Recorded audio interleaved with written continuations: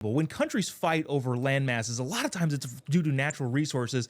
And one of the big natural resources between the United States and Mexico is water. We've got the Colorado Rocky Mountains that the Colorado River rolls down and supplies water to Southern California, and also the northern part of Mexico, being Tijuana.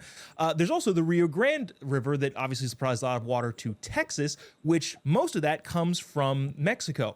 Now, President Trump has said that the agreement that we have on the natural resources, Mexico has not held up their end of the bargain, in which case, if they don't supply all the water that's necessary, we're going to cut off water to Tijuana. William, what does it look like from a negotiating standpoint that the United States is kind of in, especially regarding all the other trade war stuff? Is this something that feels untouchable, or is this like Trump, fire away, dude? If they're not holding up their end of the bargain, we have every right to withhold our part? Yeah, historically, I think these foreign treaties in the conservative sense need to be upheld. But at the same time, I love having a president that is willing to utilize his Article 2 powers. He'll probably use Section 201 or 301 of the trade law. I think the tariffs are great. They're a great cudgel to make sure that these countries are staying in line. And I think it's been effective. The stock market's going kind of all over the place, which isn't terrific. We don't like to see instability in the market.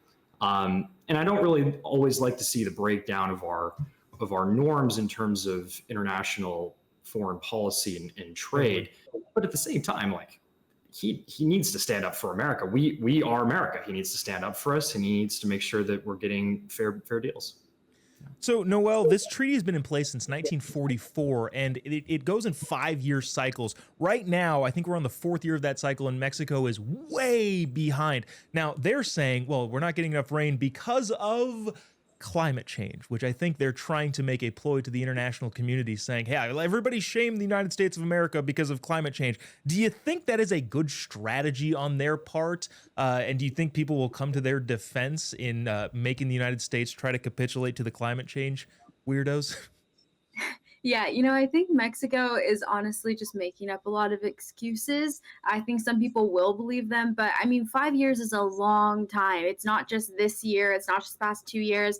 You don't get to ghost the United States, and Mexico owes the United States just like college students own their loans, except the United States actually expects to get paid back. And that's what happens when you don't pay back what you said you were going to. When you don't fulfill your commitment, you're going to get a tariff. And I think that's just Trump, again, standing up for America and showing you don't get to go see the United States. You don't get to play Marco Polo with our water supply. You have to fulfill your commitment.